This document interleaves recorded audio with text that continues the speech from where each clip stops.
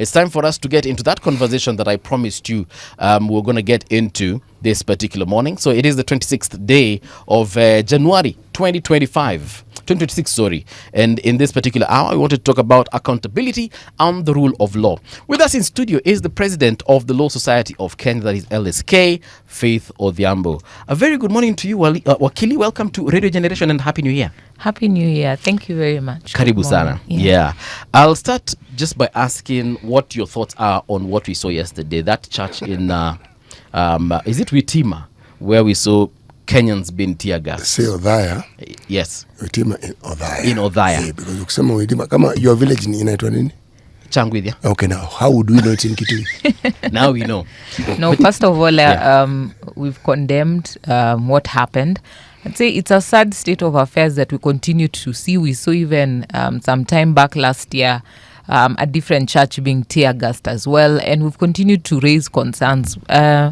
And I think Kenyans are getting restless and tired because we've seen the statement that has been issued now by the National Police Service. But they're saying they're getting into investigations. But after these so-called investigations, we are not seeing action, particular officers being held accountable for what is going on. Because as much as you say you highly regret it and you condemn it, but who sent them? You know, police officers work on some element of command responsibility. Someone must have deployed them, given them directions, and want to know which police station, who is the person in charge, want the regional commandant to give updates of what has since been done, who was deployed, why, and for what reason. Yeah. Because it's quite unfortunate to continue to see innocent citizens being subjected. Politics is politics. However, citizens should not be injured because of misuse of and abuse of power, because we continue to raise the concern that we see elements of the National Police Service being used for political expediency. And the element, the whole aim of having an independent National Police Service was to separate political influence from the work that the National Police Service should be doing. And I continue to say this, that unless the police recognize that they are no longer a force but a service that are constitutionally embedded and will be held accountable, we will not see the relationship between the police and the people of Kenya bridging that gap. Actually, in the previous City and I were having this conversation saying that we know the police service is independent and it's headed by the Inspector General of Police. But if we look at the Standard newspaper front page, they're saying, President, stop this. What can the president do as far as this melee is concerned? You see, unfortunately, because we continue to see the National Police Service acting like an appendage of the executive, then people will demand accountability will start from the president. Because we continuously see it's the head of state as if giving these directions. Of course, if he'll be asked, he'll say they're independent. They should be accountable. And he'll say that they will issue policy directions to through his cabinet secretary that police should behave accordance to the law. But we continuously see, even I remember sometimes early last year, I was calling out the Inspector General of Police because he was being seen in rallies, hanging out, sitting on top of cars, asking people that, you know, the president has done a good job. There's a difference between standing and giving security and ensuring the safety of the head of state and getting involved in direct campaigns. So there's a reality that that line is totally blurred. That irrespective of the constitutional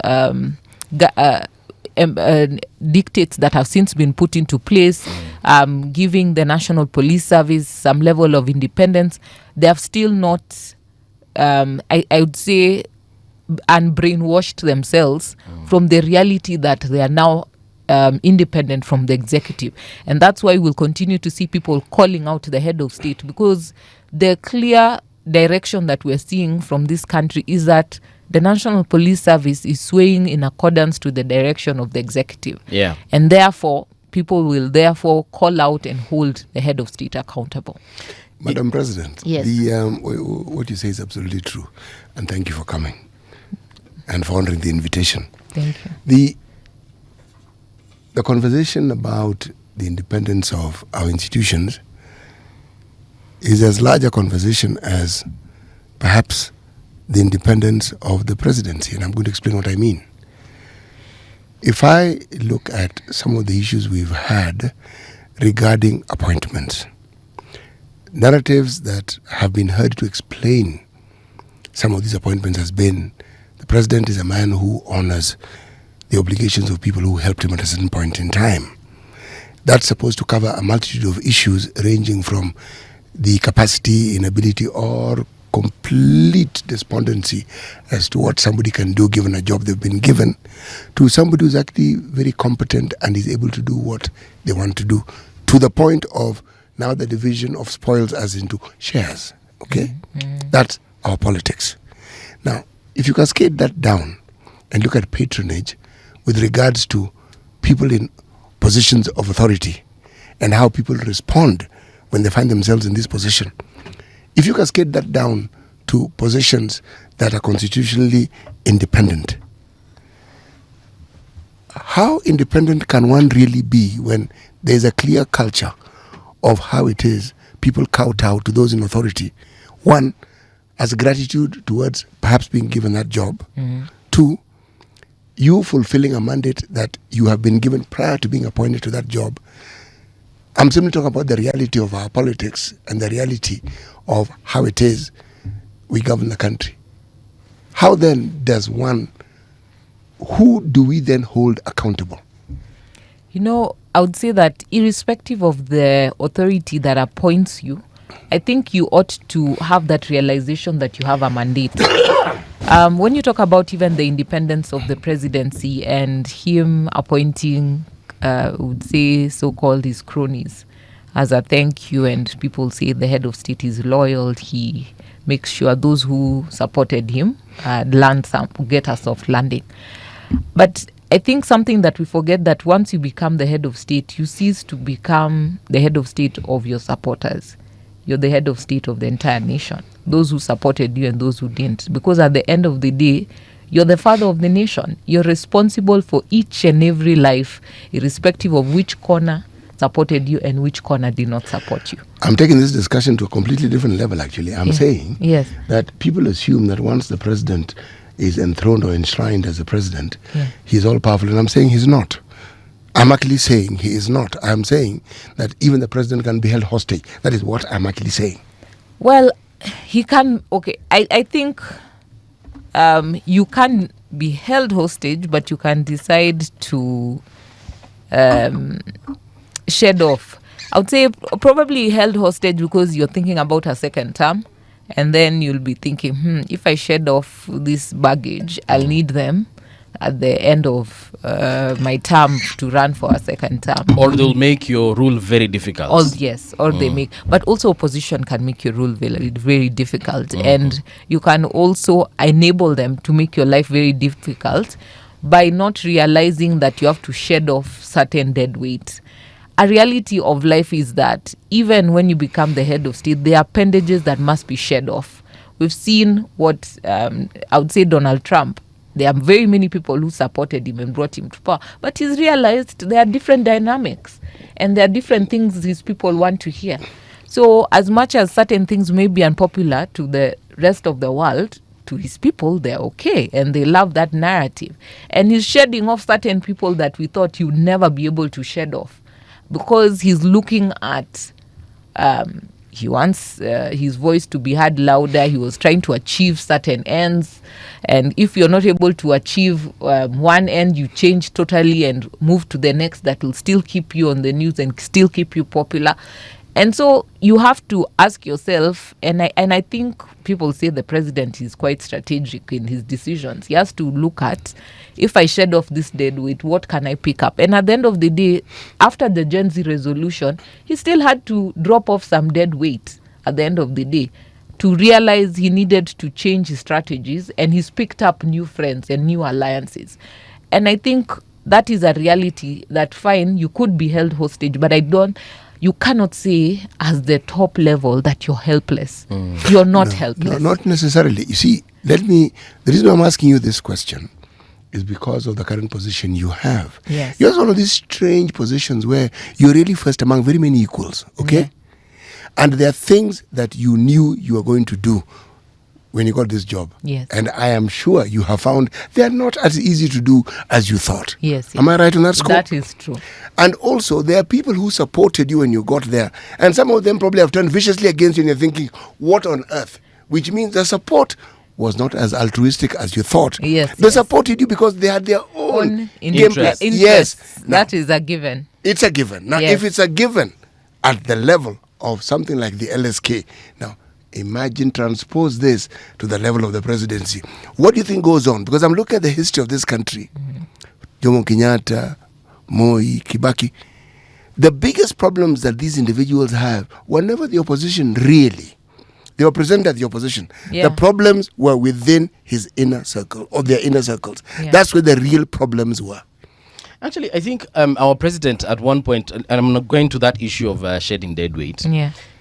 I don't think he really shed dead weight per se. He just realigned them and reorganized them into different places. Some became ambassadors, some became advisors, some became God knows what. He put them in boards and so on and so forth. Well, that's shedding dead weight. I feel like he still has the weight. No, he doesn't. It's just that he took it from here No. na akaipeleka hapa. No, Kama ilikuanga kwa mgongo, ikaenda kwa magoti. Paul, if you were our permanent representatives, UNEP, and then you now ambassador to Uganda, it's not the same. It's not the same. You've moved from the inner circle to the outer circle. I'm just telling you, it's a diplomatic position, but it is not the same. One is infinitely more prestigious. One, you're hobnobbing with natives, whether you like it or not.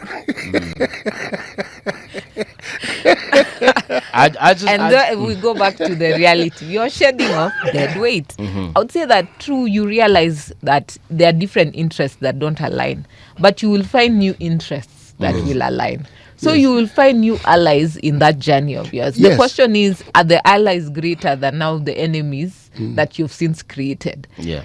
And I think it's a reality that he knows. But you see, the head of state has greater assets to his disposal. You're able to monitor all your enemies and what they're doing and be able to react to it before they do anything, except the ones who probably also have access to those similar apparatus. So I would say that is not an excuse. But I'm not looking for an excuse here, Madam President. I'm saying the real shedding is not of the individuals, but of your thought processes. Because you align yourself to certain people based on a certain belief and understanding that you have of their intentions and of those individuals. And it takes quite a bit of time for you to actually acknowledge the reality that you're actually seeing but denying and say, actually, you know something, this person actually doesn't mean me well. It takes time. Why? To move from the position where you believe this person meant you well and supported you to the reality that they don't, it takes a bit of time. If you are in a very high office like that of the president, what we're talking about is magnified very many times because you have very many interests that appear to be converged on this presidency. The appearances are that they support the presidency. The reality is that they know that their interests lie in giving the impression that they support the presidency. Now, the reality of what to do with them is often the tricky bit. So the juggling begins. And sometimes the juggling is what you see happening because from among these groups, depending on who thinks they're closer, they're also centers of power. That's a really strange thing. That's how power works. Even you with your opposition, there are people you work with who at their own little level are their own little centers of power. So at any given time when you're sorting out issues, there's the larger picture. But there are these domestic things which sometimes you wonder, what on earth am I having to deal with? I would say it differently. I think when you get into presidency, there's also your character and the person that you are and the person people understand. You know, when even we're looking at the leaders coming in now, people know the limits, the character and the type of person. And we also know the yellow pages. You know, we know what you're yellow paging for now to get into power. So people understand the innate rudimentary person you are. And that's why they will align with you because your innate self aligns with their interests. So they know I'm supporting you because this is my interest and innately we are following the same direction. I know that you're going to push towards a certain direction, push certain policies and certain agenda that aligns with me. Now, what happens is when you get in and you change your agenda, you change the face that people perceived. is when you get substantial enemies, because now they're like, we got in knowing that your true essence aligns with my essence. And I'd say in tongue-in-cheek, sometimes what happens is you get in with people who you are aligned with the same essence, and then you realize there's a larger picture that you can possibly fit into. And then now you want to change to meet that larger picture, because you're seeing these are what brought you probably to power. These are small time goals. There's a larger direction that now you perceive you can go towards that direction. And then there's now the push and pull. And so sometimes I would say these people who support you, or rather really you feel now are not supporting you, it's because they share a certain essence that you have, or that now you're covering, that you don't want other people to see, and yet them, they do not know how to cover it. They're just basically showing that other essence that you now want to change and do a yellow page for the rest of the period.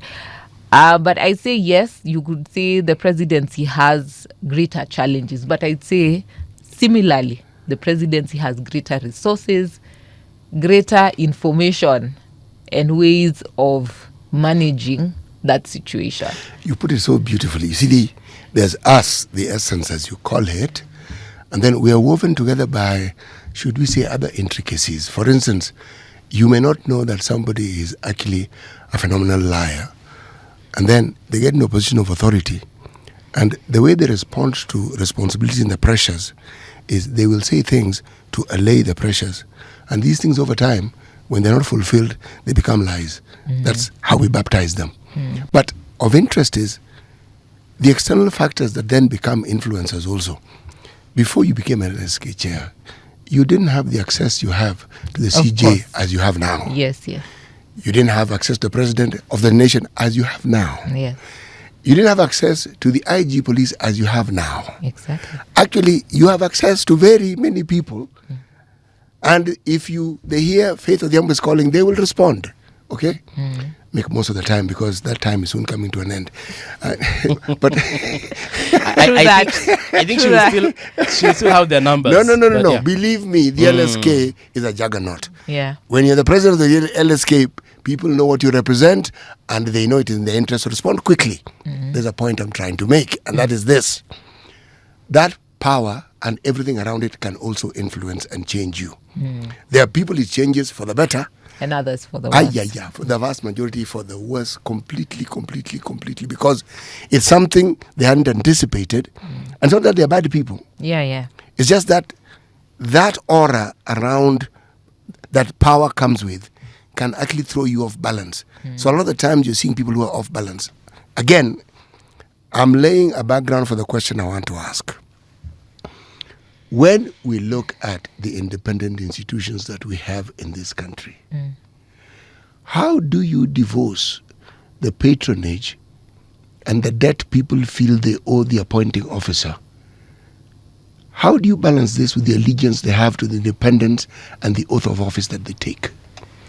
And that is why I say that independent offices must be vetted by the National Assembly. And I continue to say National Assembly or just Parliament as a whole have really failed the nation. If they don't pass the test, don't let them sit in those offices. You're politically attached. You'll not be able to separate your allegiance to the executive from the role that you're going to play. If the three arms of government actually played their role well, we would be able to have that balance. So the head of state would tell you, well, I tried, I nominated you. Parliament is the one who decided otherwise. The same way we have seen so many positions appointed, and even we have gone to court, and court has nullified the same. And so those are avenues. I have been loyal. I have appointed you, but you have failed this test. It's not been pass through. As long as we meet. I remember tongue in cheek one member of parliament saying that you couldn't ask Magoha, the late, many questions because one passed the test and all he had was his birth certificate. So what are you purporting to ask a whole professor who has led institutions? And there is where you have all the many questions you've been sent to try and pass a message. The reality is certain offices we have should actually do their job. Because yes, it's true. Once I'm appointed by the head of state and, we worked together, if I supported him in his campaign and everything, when he gives me that position, I will be aligned because I'll be pushing a certain agenda. But that's why we have the National Assembly, and they're able to vet and should be able to kick you out from sitting in that position. If you do not have the integrity and the capability to actually do that job, then you shouldn't sit in those positions. Because we have seen even certain offices, people say, oh, this person was appointed, they have changed. They have not changed. They're just doing their job as they ought to do in those independent offices. So you see now National Assembly trying to stifle them by ensuring they barely have a budget that they can run. And that is the unfortunate situation when you use one independent arm of government to now even punish. So it's not, you even see some slowing down because the independent offices are not even able to run and carry out their mandate. Because if they're not funded, they cannot run. And at the end of the day, it is this same National Assembly that fails in the vetting that we continue to do. We have seen cabinet secretaries that different independent offices are having a back and forth. Why, if one is saying they don't meet, one has said they meet, but one has said they don't meet? Why? You see the war we have seen between the Office of the Director of Public Prosecutions and the ESCC. And sometimes with the DCI as well. Yes. The moment one office has said this person does not meet the test, they should not pass. That should be good enough. But we continue to see our National Assembly trying to justify, and they quickly pass because it's a matter of vote. And these are the things that we see, the frustration that these offices are not able to run independently. Because the moment people see that even if you're appointed by the head of state, but you fail and you won't pass that test, people will realize the importance of those positions. And I say tongue-in-cheek sometimes, we see those appointed into those offices as well don't meet the criteria. So there's a stick that is always dangling. I would say the sword of Damocles that is always hanging over your head. The moment you talk, we'll pull out you didn't get a degree. The moment we talk, your age, you are appointed after the age time limit that you should hold that office. So you see, there's always a sort of the muscles swinging, pendulum swinging over your head. They know that you dare, move out of line, we will do something to you. What I find fascinating is the short-sightedness of these decisions. And I'm going to see, the president appoints you in a position of authority to serve the nation. And sometimes it means telling the president, on this one, you're acting not right. To achieve what you want, perhaps we ought to do this. Exactly. But it looks like the individuals we have or we elect into parliament, bar a few, seem quite incapable of actually taking a stand because it is in their interest. When you're in authority, certain things will favor you. What happens when the things you have passed are still in play when you're no longer in authority? When you join the rest of us? Because if we are disadvantaged, when you join us, you will now also be disadvantaged. Are our people incapable of thinking and putting in place things that will actually help everybody into posterity? The sadness that we continue to see is that people think that being part of the choir is the best harmony. And I would say it's the different voices that make the choir enjoyable. When you're raising a different tone is when there's actually you enjoy this music. What we don't understand is that the head of state is not I would say omnipresent and is incapable of knowing everything or being an expert. That's why he has even advisors. And people who sit in these different offices, you should be able to say, no, this is not the right position. And you will not get to where you're heading by this direction. It is unconstitutional, it's illegal, or we should go through. These are the various other options that you can still get. So people ought to actually put their thinking hat and actually do their work that they're supposed to do. You see, I don't believe that saying no means that you are fighting somebody. Saying no is also a way of telling somebody, we need to re-strategize, you need to rethink. There is a different option that you ought to follow. And even I normally say that, particularly this Cyber Crimes Act, a lot of these parliamentarians that have gone ahead to allow these provisions are going to suffer the brunt of that same law. Yes. And, I remember Senate making noise after the death of Albert Ojwang that how was this law passed? But we said, you passed it. Yes. I remember the Law Society was part of the individuals that challenged that law. They were held unconstitutional because they did not go through public participation. They had not even gone through Senate. But Senate passed it through a record time. They were given time to review it. They passed it in record time before the 9 months lapse, and it became law. So later on, they were asking these questions, and I'm asking myself, why didn't you ask those questions at the time? And even then, they had the inquiry. To date, they have not made amendments. And so the reality is we have learned friends, we have experienced individuals who have sat in those offices, and yet they are not able to follow through, or they ignore to follow through until the time that those laws will come back to bite them. There's a comment here on YouTube. Madam LSK President, what constitutional instruments are lacking to achieve relative peace in our society? Blanket blame on government is not enough. With the past incident of stage managed... okay, he goes on to say something, but it has disappeared. But yeah, he's asking what constitutional instruments are lacking to achieve peace in our society? I think as a constitution, we have one of the best constitutions in the world. And it's the question of implementation and goodwill. We should have the ability to implement our constitution if we played more emphasis in trying to strive where the challenges are. We've had a greater discussion on the National Police Service and how can we bridge that gap between the police and the people. Yeah. And certain realities, even how they're trained, they ingrained into their mind how they ought to treat citizens versus themselves, and how the law should be implemented. These are the stark differences and the challenges that continue to be there. You can't expect change if you're doing the same thing and you expect different results. Yeah. The police need to recognize a reality that there is individual responsibility now. If you have seen from the various cases of people being killed, even during demonstrations, and police officers, after great pressure, held accountable. We need to stop shielding police and saying that there'll be lethargy, people will be demoralized, people will not want to go and go to the streets to ensure law and order.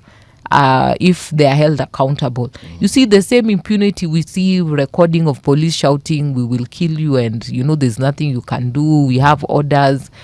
It bridges a greater gap between the people. And if we need to change how we implement and support the National Police Service so that they can be held more accountable. And I say that IPOA strives or plays a greater role with that regard. Because if we'd see IPOA investigating cases more timeously, them also going to court to challenge when the deployment of police are not issued to them, so that we start holding people accountable and we actually implement the law as ought to be.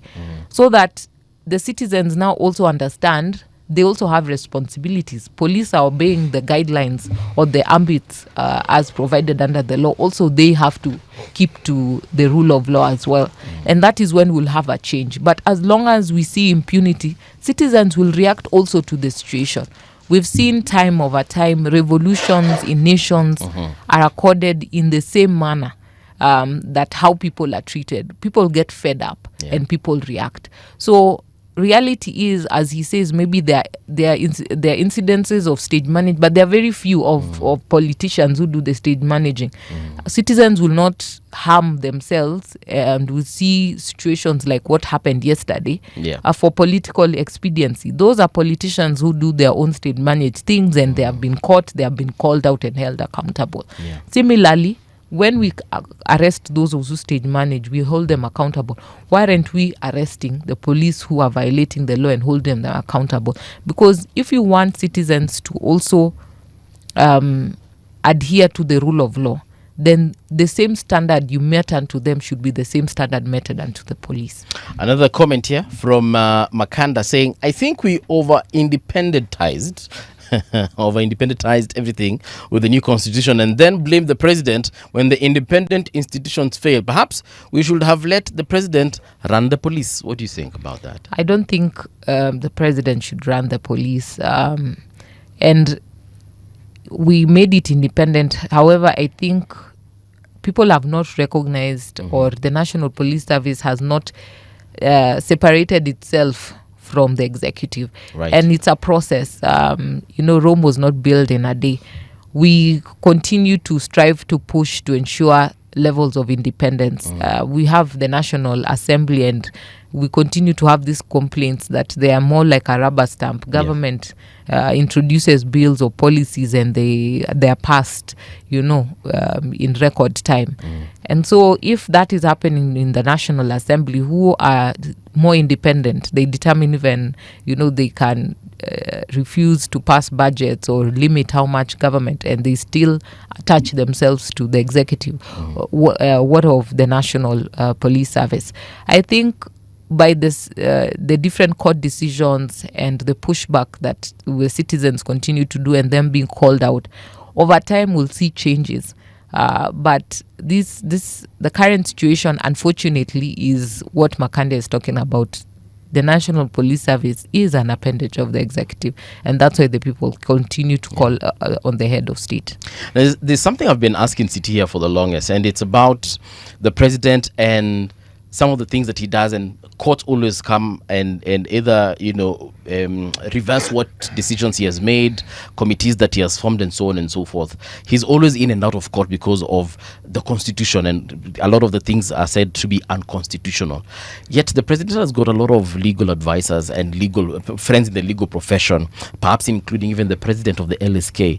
Is it that he doesn't consult these individuals before he makes some of these decisions, or he consults and ignores whatever advice is given? Because he's in and out of court, and sometimes we see some of the things he does and we can tell he means well.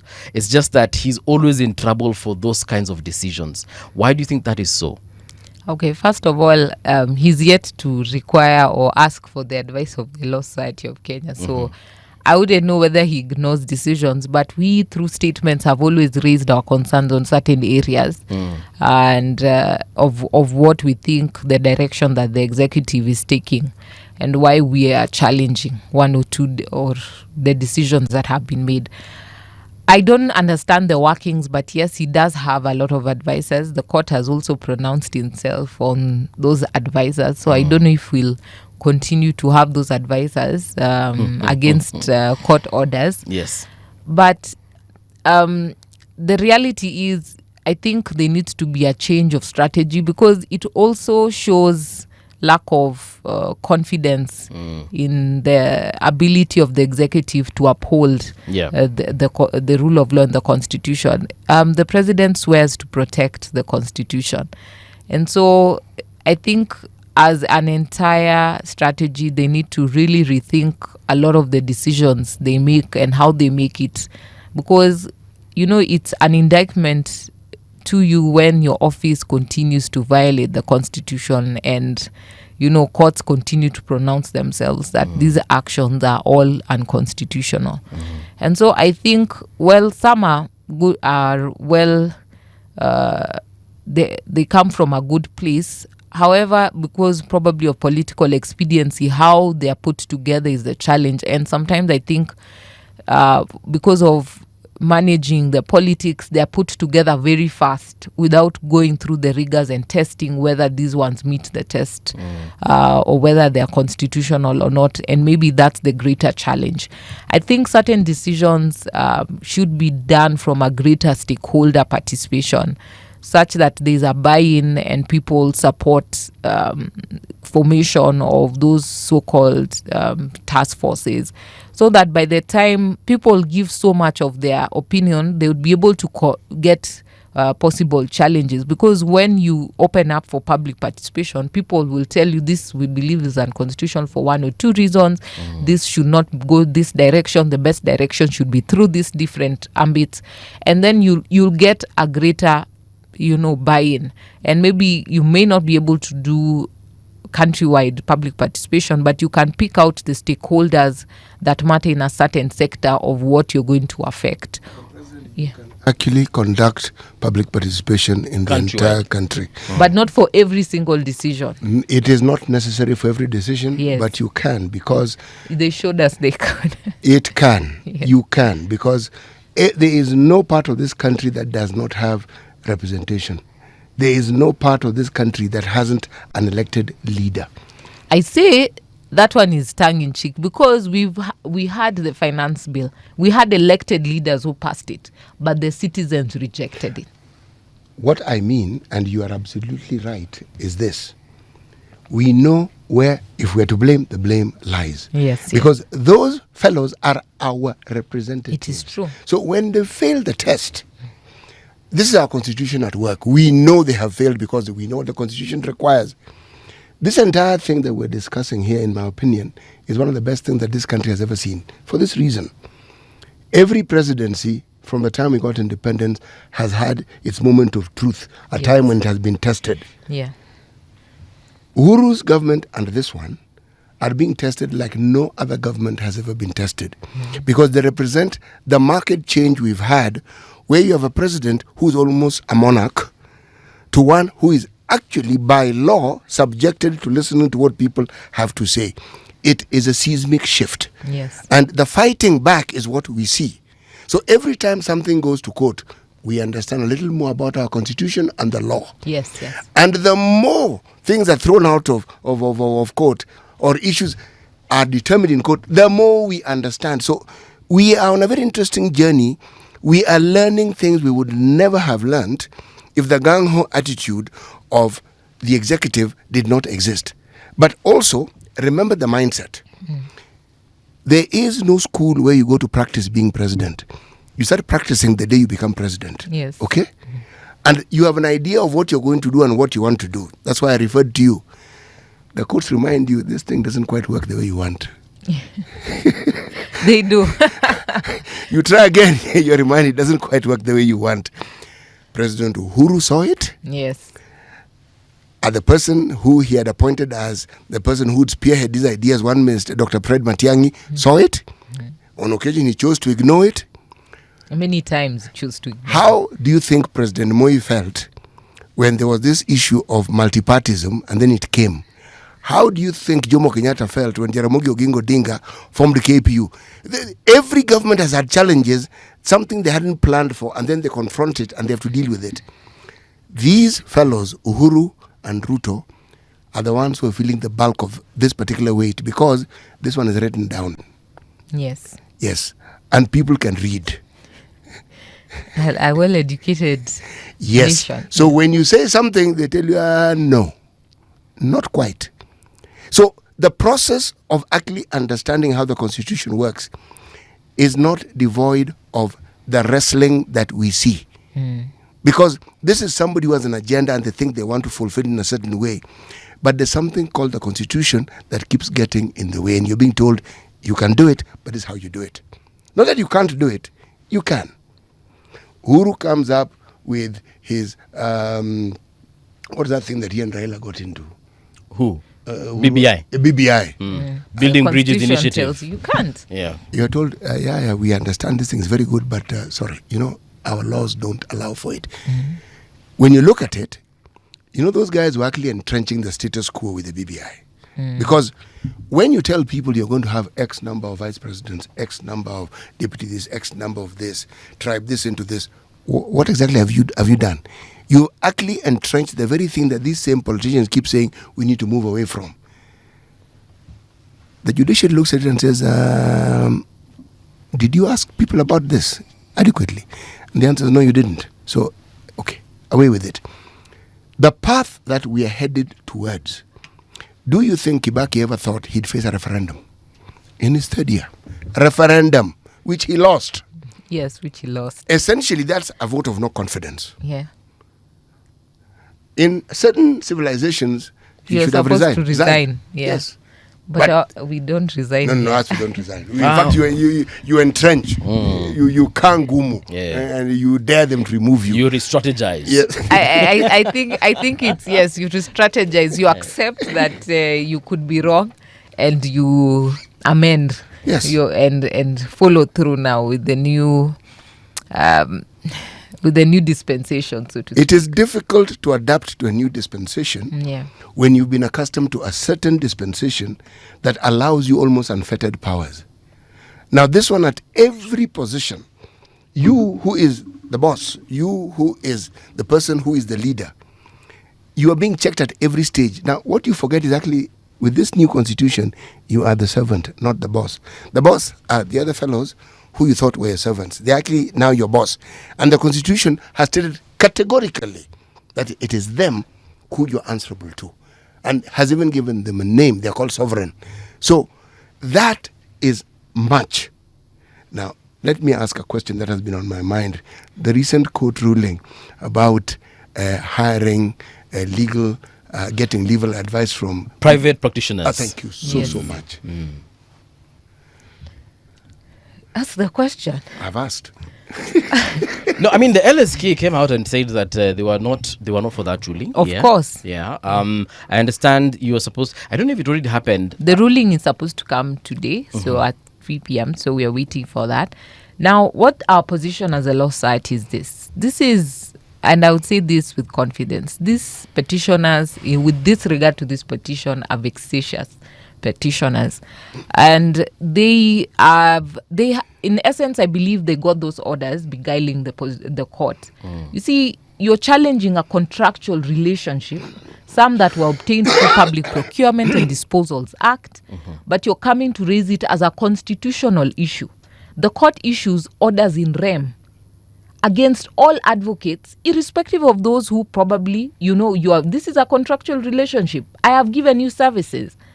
I have worked for it. You have given orders I should not be paid. Yes, and I had to go through a process. You had to apply, you're vetted to get to the panel, you get the work, you spend your money. Lawyers spend their money to actually do this work because government doesn't pay you in advance. So you've actually spent your own resources, waited years to be paid. Then at the time you're going to be paid, someone says no. All of you should not be paid, you should not be procured. And violating constitutional rights to representation is a constitutional right. The client has the right to choose. So you're saying because these people say probably some money may have been spent wrongly, we bar every single person from being paid. Then we also say we violate all contractual rights. Then we also violate constitutional rights because also it's discrimination. How many professions in this country are contracted by government? Many. And they still have those professionals working in those offices. So it's quite absurd that you single out one given profession. So if you're saying certain people, their pays are absurd, then go to court and challenge. We've seen instances, even the counties have refused to pay certain lawyers, but they've gone to court because we have an advocate remuneration order that guides how we charge fees. Okay. Apart from that, you have a contractual relationship. You can agree and based on the public procurement, the code of conduct, or how agreed within that organization. Because certain organizations cap, IBC being one of them, caps how much maximum they can pay for different kinds of cases. Then, apart from that, some have gone to court. It has been taxed because when you disagree, you go to court. The court taxes, which is a court of law. Some have even gone to the High Court, and Court of Appeal. So the High Court, in essence, has stopped payments, some even that have gotten orders from higher courts. So it is ridiculous. It's a violation of the Constitution and the law for such orders to continue to be in place. Then someone is arguing, we wait until we hear this petition. So if the court finds that it was these orders are unconstitutional, which ought to find that the orders ought to have been issued, who pays for the injury that have been suffered by those advocates? And wait, as much as also we are discussing that there are people who are actually doing cases right now. So what happens to those cases? The reality in most offices, they have 3, 4, maximum 10 legal offices vis-a-vis hundreds of cases. 10 is many. Yeah. Very so few. Look at the Attorney General's office. Yes. As much as she has so many lawyers, almost every single case against the government, the office of the Attorney General is procured. And then you must recognize a reality is that certain complex cases, they don't have the capacity. Because, when you reach certain ages or when you're specialized, you want to build your own practice. You don't want to really work for somebody. So if they cannot get that expertise internally, then we say government to lose all these cases, they'll still lose that money. Because when it's won by the other side, they will pay. They'll pay the costs and they'll pay the suit amount or whatever is being claimed. Yes. So you're still not saving money for government. And we'll still even have international cases government to do. In some, they even procure lawyers from outside the country. So this is not... Wait, what?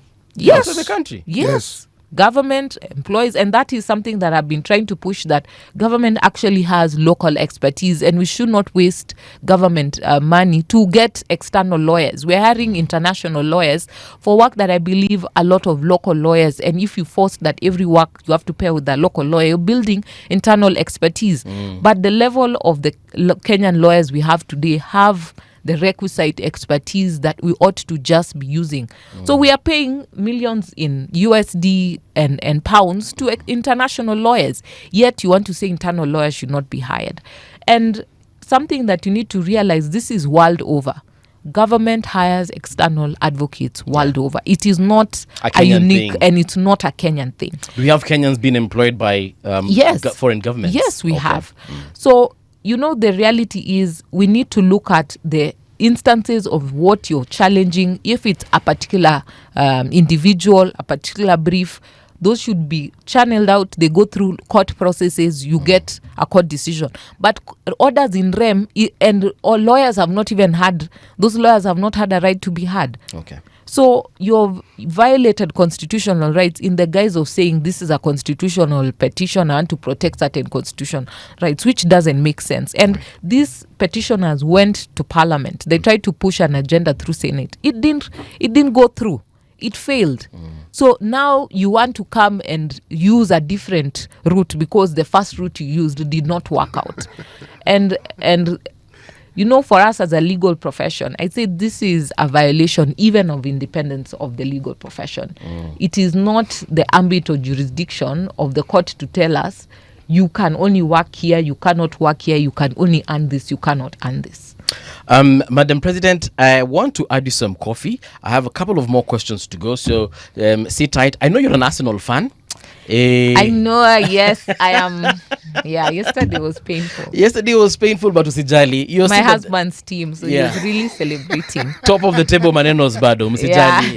Bado, you still have a good chance at getting this. Anyway, one comment here, Faith, I want to read for you, and it's from Brian. Brian anasema vitu kadha wa kadha. Let me see. Justice in Kenya is expensive and technical. What is LSK doing to simplify legal processes and reduce costs so that ordinary citizens can actually seek redress? Well, access to justice, I agree, is expensive. And that's why even we've been raising with the Chief Justice, they increased the costs of filing fees and all of that. And we were raising that concern that they need to also understand the reality of the Kenya that we live in. There are people who cannot get basic access to justice because it's just expensive. As Law Society, we have the free legal awareness days that we explain to people the processes. We create pamphlets to explain, and we also do the legal awareness week just to give free pro bono services. So we've tried to do a bit more of the pro bono services weeks to just ensure that we try as much as possible to also bridge that gap.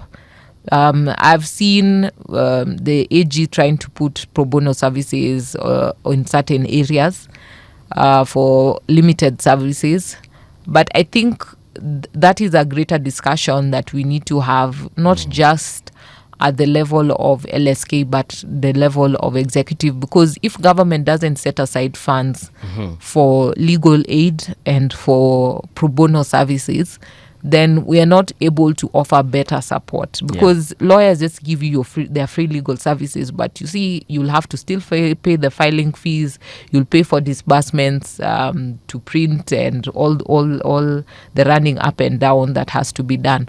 So that bridge as well must be met by the executive. They also have to recognize that access to justice is quite important, because a lot of even the different in succession matters, criminal matters, rape cases, SGBV amongst others, are not moving because people lack access to justice. And so if I do not know the processes, I do not know how to approach the law, how to file my matter, or how even to report, then we fail intrinsically as a nation. Recently, one of my professors referred a case to me that I assist, a lady she was working with before, who reached out, and it was just a basic of child rights, having how to get access. The father of the child picks the child from school and disappears with the child. So how do I get my child back? Someone moves house, moves the child. Now you don't know is my child going to school? How can I get them? So even just basically how to get access to justice. And for me, I found it shocking that just basics. I thought feeder's work was quite known, that go to a feeder office, you'd be able to go to court, get production orders, the child is brought to court, and I thought these are basics, but they are not. And this is someone who is working, and though not in a higher cadre, but the reality is, for me, when I was seeing such a case, is people don't know even basic access. Something that we're trying to do is see how we try and partner with radio stations and TV stations, so that we have weekly updates on different topics to explain to people. But for me, I've realized that it's quite challenging, that despite all these efforts, the gap is still huge. So I think this is something that we should work closely at a county level, and it should be a national agenda. Because people, particularly certain areas of law, need a basic understanding. You've actually answered the second part of his question, because what he was asking is, many Kenyans don't know their basic rights until it's too late. What is the LSK doing? What is LSK doing on civic and legal education? Now you've mentioned that you've partnered with the media on that one. So finally, he says, press statements dominate LSK's work in the public eye, yet people in remote areas feel disconnected from justice. How does LSK serve them in practice? I see lately there's a Kitale branch that you guys kicked off, or is it opened or launched? Is that part of? No, we did. That was a branch visit. Oh, it was just a visit. Yes, so we have branches and chapters. The kind of governance structure Law Society has, we have the National Council, then we have the branches, then we have the chapters. So chapters are at the county level. So I remember someone calling me from Bungoma, looking to come and see me. I said, okay, fine, they can see me, but we have a chapter in Bungoma, we have in Busia. So the Kakamega, you have access. So you can still reach the Law Society. Maybe you won't reach me as Faith, but there's a chairperson in that area that can still give you advice and the services if you want to report an issue of advocates, or if you want just general information or guidance. So we actually have them all over the country. What we normally do, we do visits round to just understand what are the challenges and how can we support better. Okay.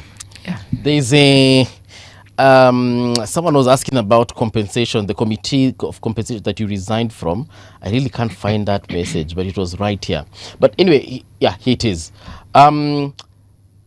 Now I can't ask the question, the question I'd have wanted to ask. It's in relation to compensation of victims. She unfortunately resigned from the committee. My Take 2.0, what exactly was the question about her resignation from the committee? But you resigned from the committee. Perhaps you can highlight, and he might get the answer from there. Okay. So first of all, I would say I joined the panel of experts from a point of view that I wanted to do good. And, I was facing the reality of, you meet these victims, you see their families, you engage with them. We had done so many of their cases. And so they knew me at a personal level and had direct access to me. Yeah. And so the bigger question that I kept asking myself, I didn't have answers. They ask what is going to happen. How am I going to manage now with my family? My daughter has lost her leg, or my son is bedridden. We've lost our breadwinner. And apart from going to court and trying to follow up, because, the reality people don't understand, and that's what really pained me, is that members of the public were really attacking even victims and saying that, if you went to the streets to get compensation, then you are no business.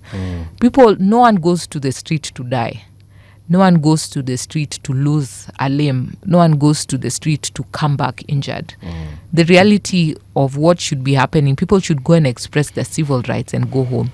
We had people even being killed in their homes, the young student, and we saw the emotional outpour from the rest of her classmates. She was shot at home. And no one expects that, expressing your rights will be life-changing. You saw the child who was in school, he was getting on the school bus, a stray bullet ended his life. He was going to school like any other child. His parents did not know that could have been the reality, that my child had been called, that there was a stray bullet and my child is gone. And the reality is people don't understand the pain, the dejection, the psychosocial frustrations that people go through when this happens. Because the nation is moving with the mantra, but they are being left behind. No one is asking about their pain. No one is seeing their suffering. No one is paying their medical bills. Unless Hanifa is fundraising something on social media. Or Eric Omondi. You're forgotten. No one is standing with you. And, they keep writing and saying, Faith, you remember us. You are the LSK. You came and visited us. You did for us. You're handling our cases. And I didn't have solutions. Like, what next? How will they get compensation? Or how will they get, justice? Because we also had talks with high offices in the judiciary. There are so many people who are holding judgments that are part of pending bills that are sitting there. Courts have given decisions in their favor, but they're part of pending bills. Unfortunately, there are so many people who courts have dismissed their cases because they're saying you don't have adequate evidence. A lot of people don't understand, particularly those who went to Kenya National Hospital, you'd go in for an operation, you come back, there's no bullet. With no bullet, you cannot... There's no evidence. There's no evidence. Yeah. So you cannot say, I just have a bullet wound in my body. But you cannot connect to who shot you. Yeah, prove it, you can't. Yes, and so people, unfortunately, sometimes in this country, there is an outpouring of a mantra, yet you don't understand the pain that others are going through. You're not you've not connected to what is happening in the country. And sometimes leadership means making hard decisions as you look at the greater good, because the reality is, I as much as we are fighting that police should not shoot people should be able to engage peacefully, we don't have a framework that is working. Yeah. The Victim Compensation Fund to date has not been operationalized. We don't have avenues to fast track the hearing and determination of violation against police victims. I've raised it several times. The Chief Justice has not set it in place. So we Kenyans live in the frustration of cases. If you're filing a case 10 years, and most cases that get to that is because you're financially supported by one NGO or another. Yeah. As an individual coming from, you may not be wealthy, but every day you're going to court, the frustrations, your matter is adjourned, your file is missing, so many things happening. People, get tired along the way and say, I'm spending more money, or I'm relieving the trauma each and every day on my own. Yeah. Kenyans are not living this trauma with me. Now, my decision to resign was because we had an even limited period. At the end of the day, court orders were issued, and I made a statement that we'll obey court orders. The moment those court orders were issued, nothing could happen, at least on my part, by virtue that these court orders had stopped. And so and that reality, time was running. And the frustrations continued to happen. We continued to see later on other violations by the police. There was no accountability. And I said, let me use other ambits. I was still representing victims through the Law Society. We were still trying to give our support in different ways. And I felt that that panel was not moving and it was not getting the lease of life. Yeah. The reality is, at the end of the day, the courts have still found it unconstitutional. And I think that that should not be the end. If this was a true, if the government truly wanted to support this work, we still have Kenya National. And this is the time to set into place apparatus that they be able to be given. They can develop a legal framework, they can develop regulations to actually compensate victims. Yeah. Because the reality is, or the unfortunate thing that I also felt, is that the wave will move and they'll be forgotten. Like most political stories in this country. Once there's a new scandal, Kenyans Everything else moves towards that scandal. Yes, Sure. and we leave the ones who have suffered. And the reality is, we cannot be assured that government will not kill protesters again. Yeah. But we want to have systems that we will hold them accountable, strengthen the constitutional office then that is there, that it is capable of doing that work. Because I felt if there was political support, that panel could have helped propose a legal framework and hopefully our parliament to do its work and vet and have a proper system in place that the Kenya National Commission could now implement. Yeah. And I think it should not be lost. Kenya National Commission should human still rights, yes.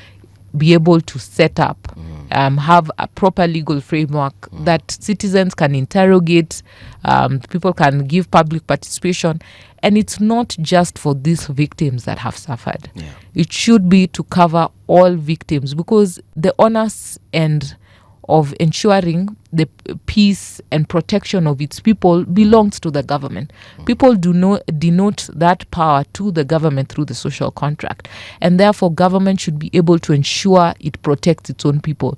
We saw police apparatus raiding even estates and buildings and shooting indiscriminately, tear gassing. You know, the only reality people understand is strong deterrence. And so if police are able to see that I'll be told to go and shoot people, then I will be facing the dock on national TV alone. Then there's a realization that hits them that there's a law interplay. Okay. Yeah. On the sale of Safaricom shares, you said that it goes against national interests. What did you mean by that? Well, I think that if our government is serious about having investment, why not open that investment to the people? Look at a case, I believe it's in Ghana. Ghana opted to sell the shares to its people. Instead of giving a monopoly to One company. And look, regionally, Vodacom has managed to get monopoly in the region. It's Kenya was the only last place that they didn't have the 51%. Now they will get it. They will get the majority stakeholding. And you can't say the people of Kenya do not have an appetite to invest. Yeah. If they sold those shares to the Kenyan market, they will be taken up immediately. And government will still be able to meet that mark. And I would say, as well as we have gotten this nebulous promise that it will be used, the money they're selling for purposes of using the money for earmark projects. I would say, which projects are those? Which account? Are we assured which account that money has been kept and which project, so that there's some level of accountability? Yes. You see, our country, we are very good in giving very nice nebulous promises without any track or trail for monitoring and evaluation. We'll be waiting for the Auditor General 1 year or 2 years down the line to tell us that money has disappeared. There's no trace of where that money was or how that money was used. And so it's left to people to guess whether it was part of campaign fundraising for the next election or not. I would say that instead of allowing a conglomerate to grow stronger in our nation, and even particularly the challenges that people have continued to raise with this service provider in terms of so many questions. You saw what Gen Zs wrote about the company. I don't want to be sued. So that in play, and just the reality that, for purposes as Kenyans, if you're the one holding the controlling interest and you have a stake, then even the decision making, there can be greater questions in the decision making of, how these companies run, data protection, privacy concerns that we've had with that particular company can be better addressed, particularly if the owners are Kenyans. I think if it's a matter of raising money, government can raise that money internally. Yeah. We've seen when the first rights issue was done and the appetite of how Kenyans took up those shares. We're a nation, I would say that irrespective of our challenges, we still strive to build our own nation and invest in our own nation. Yeah, I actually heard what Honorable Nyoro and Babu Owino said sometime last week, or is it the week before? And I thought, you know what, we haven't really explored everything, and perhaps we should, as far as the sale of these shares are concerned. Yeah. The JSE and the judiciary, it looks like judges are immune to JSE. No, we were able to, we challenged the same, the Yes. JSC challenge and LSK challenge as well. At the Court of Appeal, and orders were issued staying that decision of the High Court. And I would say that this is the level of impunity that you see in the country, why people are shouting juris pesa, why people are shouting for radical, we need to have another vetting moment or surgery, radical surgery in this country. Because we cannot have, we are calling out Parliament. We call out members of Parliament all the time for, negligence, for, failure of duty and abuse of power. We call out the executive. We challenge the decisions of the executive. The president is every other day on the headlines being called out for one reason or another. But, and most important, we can't have a judiciary that says you can hire us, but you cannot discipline us. We are above the law. That is the stark question of judicial impunity that is creeping in this country.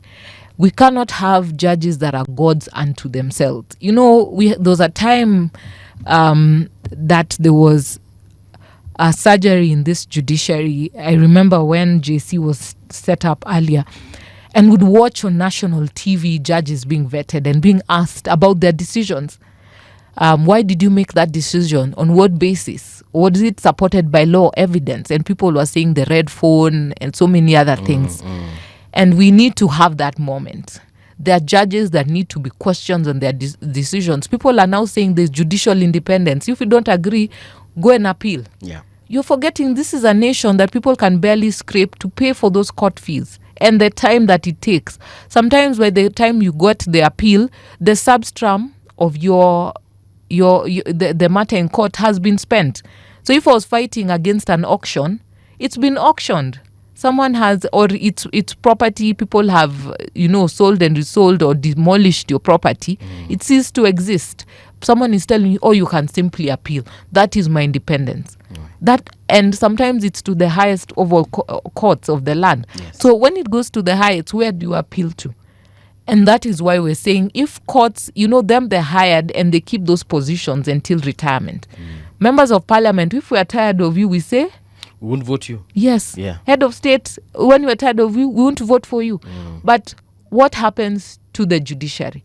They get to sit in those offices until their retirement. So if someone is saying that I'm above the law, then I'm above the law until my age of retirement. You have to continue to see my face. I'll continue to make whatever decisions I want, irrespective of evidence and the law. And that is the question of judicial impunity that we are calling out as a legal profession. Because, and the adage, people say, why go to a lawyer when you can pay the judge? Because clients will lose confidence in your ability to do work if they think you do not have access to whoever is sitting on that office. And so we need to be able to go back to the situation whereby people would rely on their court, on their evidence, their pleadings, and, on the strength of how you've argued, and we are sure, or the court precedents have been going this way. We are sure that the court will uphold to this way. Today, you cannot tell your clients that you're sure this is the direction the court may take, or because of precedents, other previous decisions, then the court will go to this direction. Yeah. Today we have things being turned upside down because there are other factors at play. And we know, I will not condemn everyone. There are good judges, there are good magistrates, but there are bad judges and there are bad magistrates. There's the JSC. The individuals whom we know who are lawyers, seriously dodgy careers. Dodgy to the point of being as bent as a hairpin bend. Then somebody appoints them as a judge. How do they even get through the screening net of the JSC to become judges? And then such a person, what do you expect that person is going to do once they are a judge? Their track record is known before they became judges, and now they're judges, surely. You see, that's even the challenge that you've seen, the push and pull and the fight between law society, judiciary and JSC as well, because we feel JSC has also failed in their role and their responsibility, because you see them reneging or failing to take strong actions in their decision making. I don't know how many they say they churn out decisions, but you see, we don't see even reasoned decisions with regards to rejecting a case. We just say there'll be the simple JSC has not found merit. What basis? You've not even given someone an opportunity. Did you arrive at that. So we don't see a reasoned decision. The party who has filed the complaint does not get a right to be heard and hear the defense the other one mounts so that they can protest, which is basic tenets. So when we have JSC also taking that lazy notion, then that's why people are up in arms and are demanding a change. And I'm saying, as much as the courts, we've seen them continue to protect themselves, because we've seen officers who are arrested, the courts issuing orders barring the police from investigating, from arresting, from doing anything. So who will investigate? Do JSC want to do their own private investigation or ensure that they are blocked every single ambit? And you see, those are the questions that we say courts cannot be, gods unto themselves. That you decide if you're arrested, no investigation. That you cannot be held accountable. You block that the JSC, you have not set guidelines until that's the basics. But you're hired without those guidelines. Why? First resign from that office, because similarly, you also failed the test. You should also not sit in that office. But you see, we continue to see this emboldenment because they feel there's nothing that will happen. And I also say that maybe it's time we relooked even at the composition of the JSC. Oh, that we should. So that their judges and magistrates are not the majority. So that we can start seeing decisions churned out. We've asked that same question here. How do you have a JSC where the public is not adequately represented? This is my point of view. How do you have it? Because if you have that representation, every other person you throw a stone at is a lawyer, for heaven's sake. Yeah. Faith, before we let you go, what is the one thing that you say in your time in office you have achieved? What is that one thing you'd like your successor to ensure that they do, perhaps something that you would have hoped to achieve? Sum up your time in office and then future outlook. When we got into office, my mantra vision was for a stable, progressive bar under the pillars of protection of the rule of law, stability of the law society, and progress in the bar, our practice and welfare. I would say that we've been able to have success in all the same. Law society has come out as a strong defender of the rule of law, sometimes even tongue-in-cheek called the opposition. In terms of stability, we've seen through the structures of the law society, we've been able to strengthen our branches and work more collegially and stronger with even the chapters. With regards to welfare, my promise of a medical cover, we were able to deliver on the same. We've been working more closely to ensure protection of our advocates, particularly in their line of work. We've seen violation by the DCI, particularly trying to pick up advocates or prevent them from access to their clients. And that is something we took up seriously until we met the IG and all his heads with regards to the same and structures on how we'll, deal with advocates in event that they had challenges. In the bar as well, we've been able to raise how we carry our education system for advocates through the CPD, amongst others. I would say that we've able to also change our ERP system to ensure there is better service to our members. We had teething problems, but now it's working better.